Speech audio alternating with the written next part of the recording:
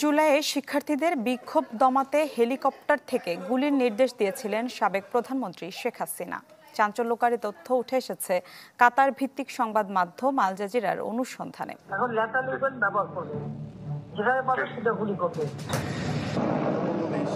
24 জুলাইয়ের কোটা সংস্কার আন্দোলন একসময় রূপ নেয় হাসিনার পদত্যাগের আন্দোলনে। জুলাই আন্দোলনে ছাত্র জনতাকে লক্ষ্য করে নির্বিচারে গুলি চালায় পুলিশ। নিহত হয় নারী, শিশু, ছাত্র সহ অসংখ্য মানুষ।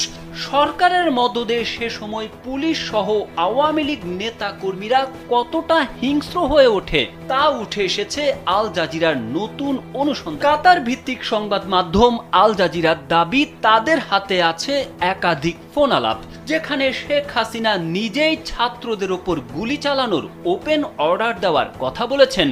24 জুলাই অভ্যুত্থান ছিল বাংলাদেশের রাজনীতির একটি কলঙ্কজনক অধ্যায়, যেখানে তৎকালীন প্রধানমন্ত্রী শেখ হাসিনা শুধুমাত্র ক্ষমতায় বসে থাকার জন্য 1400-এর বেশি ছাত্র জনতার প্রাণ নিয়েছে।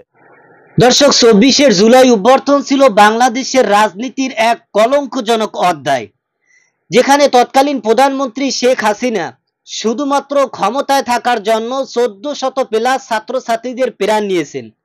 এবং এই আওয়ামী সরকারের শেষের আচরণ এতটা ভয়ানক ছিল যা আগেরকার সকল দমন নীতিকে ছাপিয়ে গেছে। এবং এই আওয়ামী সরকারের আমলে এমন কিছু ভয়ানক তথ্য বিস্ফোরক করলেন কাতার সংবাদ সম্মেলন আল জাজিরা, যা শুনলে আপনি অবাক হয়ে যাবেন। দর্শক, এই বিষয়ের কিছু অংশ ভিডিওর শুরুতে শিরোনামে আপনারা দেখেছেন, বিস্তারিত পুরো ভিডিও জুড়ে। তার আগে আমার একটা অনুরোধ, যারা আমার চ্যানেলে নতুন আসছেন চ্যানেলটি সাবস্ক্রাইব করে ওয়াল ক্লিক করে বেল আইকনটি বাজিয়ে দিন। চলুন দেখে আসি শেখ হাসিনার আমলে কি এমন কিছু তথ্য, এমন কিছু ঘটনা বিস্ফোরক করলেন আল জাজিরা, যা শুনলে আপনি অবাক হয়ে যাবেন। ধৈর্য ধরে একটা লাইক এবং ভিডিওটি শেষ পর্যন্ত দেখতে থাকুন। 24 জুলাই অভ্যুত্থান ছিল বাংলাদেশের রাজনীতির একটি কলঙ্কজনক অধ্যায়, যেখানে তৎকালীন প্রধানমন্ত্রী শেখ হাসিনা শুধুমাত্র ক্ষমতায় বসে থাকার জন্য 1400-এর বেশি ছাত্র জনতার প্রাণ নিয়েছে। শেষ মুহূর্তে আওয়ামী সরকারের আচরণ ছিল এতটাই ভয়াবহ যা আগের সকল দমন নীতিকে ছাপিয়ে গেছে। সম্প্রতি শেখ হাসিনার শাসন আমলের সেই ভয়ঙ্কর অন্তিম পর্ব নিয়েই বিস্ফোরক প্রতিবেদন প্রকাশ করেছে কাতার ভিত্তিক সংবাদ মাধ্যম আল জাজিরার ইনভেস্টিগেটিভ ইউনিট। বিস্তারিত আরিফ হাসানের প্রতিবেদনে। বাংলাদেশের এক সময়ের দীর্ঘমেয়াদী শাসক সাবেক প্রধানমন্ত্রী শেখ হাসিনার শাসন আমলের শেষ অধ্যায় যেন এক রুদ্ধশ্বাস ইতিহাস। সম্প্রতি আল জাজিরার ইনভেস্টিগেটিভ ইউনিট প্রকাশ করেছে এমন কিছু গোপন ফোনালাপ যা নতুন করে নাড়া দিয়েছে দেশ বিদেশের বিবেককে। এসব ফোনালাপের সূত্র ধরে আল জাজিরা দাবি করেছে 2024 সালের জুলাইয়ে ছাত্র আন্দোলনের সময় শেখ হাসিনা সরাসরি ওপেন ফায়ারের নির্দেশ দিয়েছিলেন। প্রকাশিত একটি রেকর্ডিংয়ে 18 জুলাই তৎকালীন ঢাকার দক্ষিণ সিটি কর্পোরেশনের মেয়র শেখ ফজলে নূর তাপসকে শেখ হাসিনাকে বলতে শোনা যায় তিনি আগেই নির্দেশ দিয়েছেন ছাত্র জনতার উপর সরাসরি গুলির। এবারে কোনো কথা নাই, এবার একবার শুরুতে দিবা বলে দেবো, ধাওয়া দেবে, গলিতে বলতে থাকবে। এখন শুরুতে ওই অল্প জমা থাকবে, করতে হবে। অন্য এক কল রেকর্ডিংয়ে শেখ হাসিনা বলছেন, যেখানে জটলা তৈরি হচ্ছে সেখানেই এখন উপর থেকে গুলি চালানো হচ্ছে। আর যেখানে গ্যাদারিং দেখবে সেখানে ওই উপর থেকে, এখন উপর থেকে করা হচ্ছে, অলরেডি শুরু হচ্ছে কয়েকটা জায়গায়। এখন লেখা লিখবেন ব্যবহার করবে, যেখানে পাবে সেটা গুলি করবে। RICL TMX, যুগের পর যুগ স্থাপনা থাকে মজবুত। এই রেকর্ডগুলোর মাধ্যমে আল জাজিরা দাবি করেছে আন্দোলন দমনে হেলিকপ্টার থেকে গুলি চালানোর নির্দেশও এসেছিল সর্বোচ্চ পর্যায় থেকে। এই গোপন কথোপকথনের সূত্র ধরে প্রামাণ্যচিত্রে আরও দাবি করা হয়েছে মাত্র 3 সপ্তাহের ব্যবধানে এই আন্দোলনে প্রাণ হারিয়েছেন অন্তত 1400 জন, আহত হয়েছেন 25,000-এর বেশি। এছাড়া সরকার দলীয় বাহিনী ছুড়েছে 30 লাখেরও বেশি রাউন্ড গুলি। আন্দোলনের প্রতীক হয়ে ওঠা আবু সাইদের মৃত্যু নিয়ে জনসাধারণের ক্ষোভ চরমে পৌঁছায়। আল জাজিরার অনুসন্ধানে দাবি করা হয় সরকার এই মৃত্যুর ঘটনাকেও ধামাচাপা দিতে গোপনে চালিয়েছিল প্রভাব বিস্তার, হুমকি ও ঘুষের রাজনীতি। পুলিশ ফেঁসে যাচ্ছে যে পুলিশ গুলি করে মেরে ফেলছে। রিপোর্ট আমাকে 5 বার লিখতে হয়েছে। আমি প্রতিবার রিপোর্ট লিখি, জমা দিতে যাই, পুলিশের মনোপুত হয় না। শেখ হাসিনার ঘনিষ্ঠ উপদেষ্টা সালমান এফ রহমানের ফোন আলাপ ফাঁস করে আল জাজিরা জানায়, তিনি আবু সাইদের ময়নাতদন্ত রিপোর্ট পরিচালনা করতে সক্রিয় ভূমিকা রাখেন।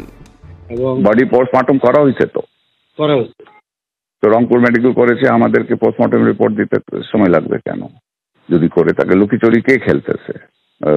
রংপুর মেডিকেল। প্রামাণ্যচিত্রে আরও বলা হয়, 5 বার রিপোর্ট পরিবর্তন করে গুলির চিহ্ন মুছে ফেলা হয়।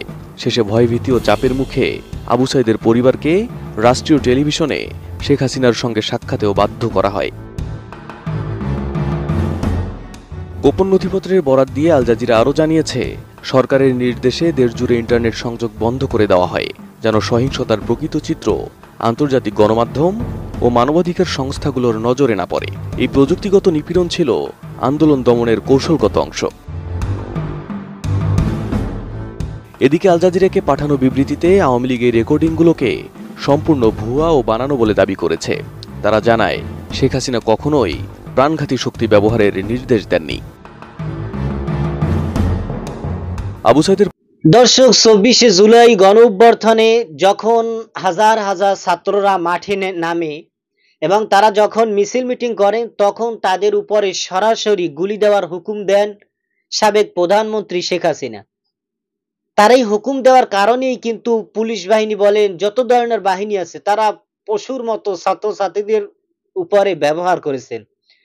তারা তাদেরকে নির্মমভাবে হত্যা করেছেন, গুলি করেছেন, মারপিট করেছেন, হাজার হাজার মায়ের বুক খালি করেছেন। ইতিমধ্যেই ভয়ঙ্কর কিছু তথ্য বিস্ফোরণ করলেন কাতার সংবাদ সম্মেলন আল জাজিরা। তাদের কাছে কিছু সাবেক প্রধানমন্ত্রীর কল রেকর্ড ফাঁস হয়েছে এবং সেই রেকর্ডে শোনা যাচ্ছে যে তিনি তাদেরকে সরাসরি গুলি করার হুকুম দিয়েছেন এবং যার ফলেই কিন্তু অনেক ছাত্রছাত্রীরা নিহত হয়েছেন, সাথে সাথে অনেক নারী পুরুষও কিন্তু নিহত হয়েছেন। এবং তারা শেষ মুহূর্তে এমন কিছু আচার, এমন কিছু ব্যবহার করেছেন যা স্মরণীয় হয়ে থাকবে। এই ছাত্রছাত্রীরা জীবন দিয়ে, রক্ত দিয়ে কিন্তু আমাদের বাংলাদেশকে স্বৈরাচার মুক্ত করেছেন, আওয়ামী মুক্ত করেছেন এবং একটা স্বাধীন বাংলাদেশ তারা উপহার দিয়েছেন।